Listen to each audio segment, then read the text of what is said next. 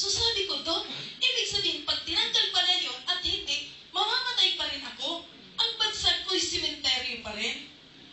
Sabi niya, siyempre, at least may chance ka na umabot ng 5 years. Sabi ko, Dok, mamatay na akong kumpleto. Total gagastos din lang ako. Sabi ko, hindi na. Tama na to, Dok. Sabi ko. Sabi niya, ma'am, kailangan talaga.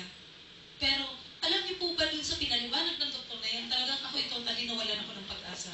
And then, umuwi ako, buo ang decision ko, walang opera. And then, alam niyo po ba ang ginawa ko? Kasi, before na nagkaroon ako ng cancer, ayon po sa mga paliwanag ni Sir, kanina, yung kung saan natin nakukuha ang ating mga sakit, ang katotohanan po, andoon na nga talaga. Unang-una sa pagkain. And then, stress. Lahat po yun. Ako po ay nakakuha ng sakit dahil sa sobrang overwork, overpati. Kasi po, ang katotohanan, before na nagkaroon ako ng sakit, nagtayo po ako ng isang maliit na business, sari-sari store. Alam niyo po ba? Successful. Maliit lang po siya, pero maghapon, magdamag, araw-gabi pinipilahan ng tao. Nagtayo ako ng maliit na butika, araw-gabi pinipilahan ng tao. Dinugtungan ko ngayon ng siguro ho ganun kahaba, dinugtungan ko naman siya ng isa pang kainan. Lugawan, kaldereta, papaitan, bulalo, lahat po ng masasarap na karne nandoon. Successful pa rin po. Alam niyo po ba ang katotohanan? Ayaw ko na halos matulog dahil ang gusto ko, Kumita. Alam niyo po ba pagka-successful ang business natin, halos ayaw na nating tulugan? Yes. Tama po ba? Sinasamantala natin dahil andun ang isip natin, minsan lang dumating ang pagkakataon, kailangang samantalahin. At ako po'y libang na libang.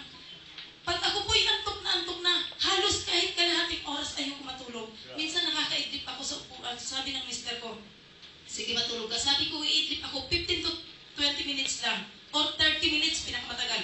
Pag inabot po ako ng 1-2 oras, alam niyo po ba ang ginagawa ko sa mister ko? Sabi ko, lumayas ka. Palibhasa, wala kang malasakit. Sabi niya, ikaw na nga pinagmalasakitan. Ikaw pa ang nagagalit. Pero yun po ay, kumbaga, nagiging makasarili pala ako. Yung care niya sa akin, hindi ko binigyan pansin. Ang mahalaga sa akin ay yung kumita. Ayun.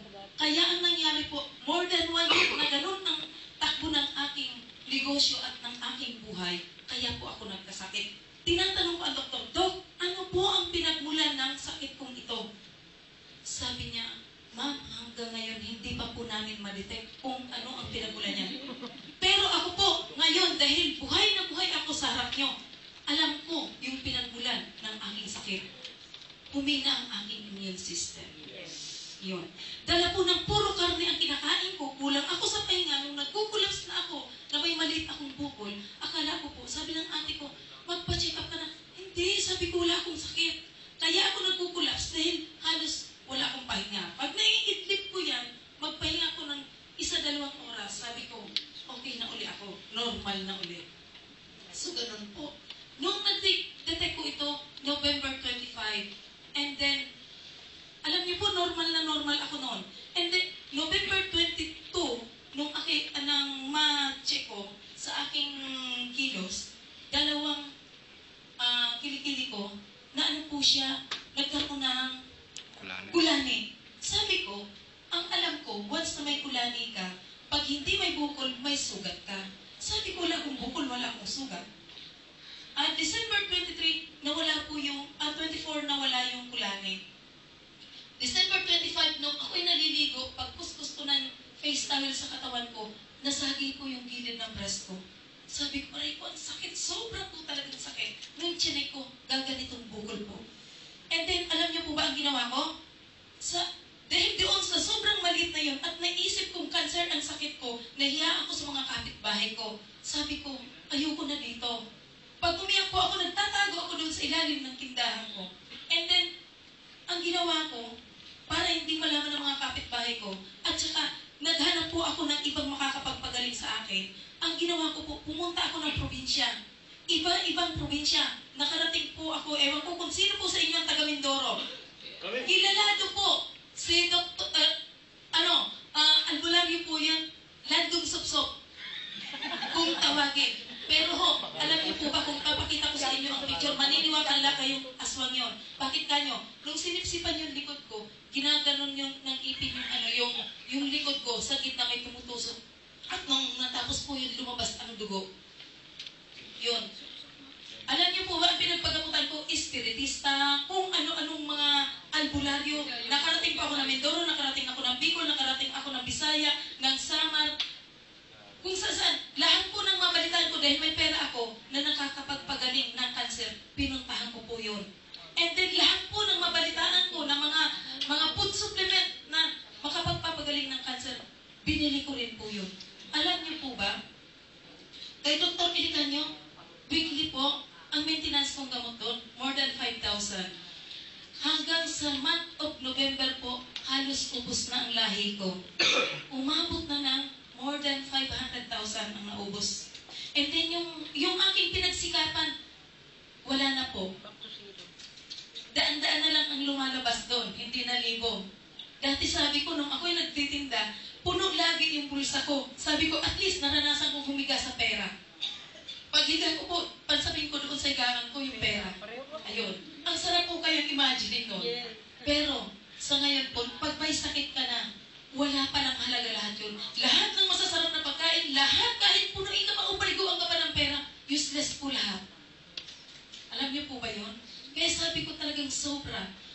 Sa loob po ng 4 na araw, ang 4 na buwan, nung pumutok ang aking bukol na, kasi laki nito, para po siya naging pigsa, ganito kalaki siya.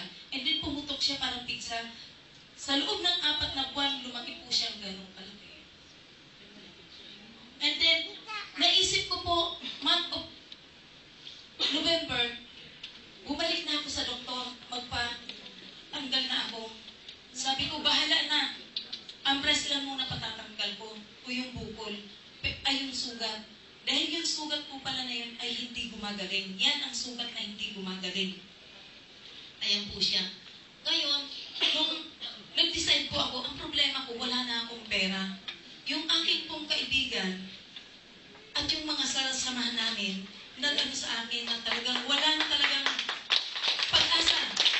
Wala na. And then, pumunta po ako ng St. Luke, pumunta ako ng PGH, pumunta ako ng Manila Sanitarium, pumunta ako ng Est Avenue. Alam niyo po ba? Tinanggihan ako. Ang sabi nila, kailangan i-chemotherapy dahil sa sobrang laki na yan ng sugat, mas malaki pa po dyan nung ako'y naoperahan. Lumaki ng todo yung sugat, hindi na po pwedeng i-closure. Kaya kailangan daw i-chemotherapy. Alam niyo po ba sa Manila Sanitarium, nung ako'y sabihing i-chemotherapy, sobra po ang panginginig ng katawan ko. Talagang sabi ko, hindi ko kaya yan, ayoko niyan. Di bali na lang, katayin na lang ako. Huwag lamang akong i-chemotherapy. And then talagang, ilang pastor po doon ang talagang kinakausap po ako, kinakaunseling ako, para lang ako makumbinse, pero hindi po talaga. And then, nung wala na po akong pag-asa, dinala ako ng kapatiran namin, sister po namin sa church. And then, dinala po ako kay Dr. Yasoy. Nung dinala po ako kay Dr. Yasoy, talagang hirap na po ako. Ultimo maglakad kami papunta dito sa office. Talagang hirap na po ako noon. Halos kulang na lang mag-collapse ako. Hanggat may hakbang ko ang ako, humahakbang ako. And then nakarating po kami kay Dr. Yasoy. Sabi ni Doktora, niresetahan niya ako, worth 5,000 plus, yung nireseta niya sa aking gamot. Sabi ko, Panginoon, hindi ko na kaya to, wala na akong pera. Talagang sabi ko, wala na talaga akong pag-asa. And then, ang ginawa po nitong kaibigan ko, hindi ko alam. Siya pala, may mga kinakausap siyang mga kaibigan namin, and then yung isa kong kapatid, kinumbinsi niya na bumili ng gamot ng forever. Ang natatandaan ko po ito, at saka yung iba pa po, sa sobrang grounded na po ng, ng kalagayan ko, hindi ko na maisip kung ano-ano po yun. Basta ito, hindi ko makalimutan. And then yung sabi na Dr. Yasoy, bago kailangan mag-take ka ng mga gamot na yan, at least 3 months before na operahan ka, para magkaroon ka ng pag-asa. And then, sabi ko, hindi ko na po yun mahihintay. Hindi ko na kaya, bibigay na ang katawan ko. Lahat po ng, ilang samahan po, hinahawakan ko, 3 samahan. Lahat ng mga member namin, mga kamag-anak ko, magulang ko, asawa ko, hindi na po naniniwala na ako'y makakasurvive. Pati ako din. Kasi sabi nga ng mister ko halos nakikita niya, everyday na nililinisan nila yung sugat ko. Nakikita nila talagang malaki ang paglala niya. Palaki ng palaki. At ang pinakahimahigpit pa po, sabi ko, kahit anong lakas ng loob natin, pag dumating po sa atin, yung sugat okay lang siya. Pero po yung pag nag-bleeding siya, sabi ko nga ako talaga, medyo matapang ang loob ko, pero pag nag-bleeding po talagang hindi maaaring hindi ka ninervyusin. Sabi ko, Panginoon, ito na ba ang oras ko? Kasi po pag nag-bleeding siya, kasi laki ng tingting, tuloy-tuloy po, continue siya. Kung mga 3 kasa, makakaipong kayo, fresh na fresh yung dugo. Pulang-pula po yan. Buhay na buhay. And then, sabi ko, Panginoon, paano po maubusan ako ng dugo? Minsan po nililinisan ako ng anak ko, binata. Sabi niya, nung nagbi-bleeding, kahit ho anong tatay niyo ng cotton siya. Di ba po ang normal na sugat? Umahiwa ka. Pag nilagyan mo siya ng cotton, i-press mo siya, hihinto ang pagdurugo. Pero siya hindi ho. Kahit anong press mo. Minsan ho, nung papunta na kaming Isabela, sabi, anong nililinisan ako ng anak ko? Sabi ng anak ko, Mama, paano kung halimbawa nililinisan kita? Then, matuluyan ka. Mama, hindi ko kaya. Umiiyak yung anak ko. Sabi ko, tumigil ka nga anak. Kung ako'y mamamatay talaga ako. Wala tayong magagawa. Yun ang kalooban ng Panginoon. Sabi ko, kumbaga, pero sa kabila nun, ako'y nervous din. Kinakabahan ako. Dahil sabi ko, paano na nga naman kung mangyari yun? Sabi ko, talagang walang magagawa. Yun na talaga. And then, nung papunta po kami ng Isabela, may nakapagsabi sa akin na doktor doon na may chance pa. Pero sabi niya, kaya ko i-close yan. Operahin and then ma-close ko siya. Pero, pwede kang mamatay habang inooperahan or after maoperahan. Dahil sa kalagayan mo. And then sabi ko, Dok, kahit na po ano ang mangyari, inihanda ko na po ang aking sarili.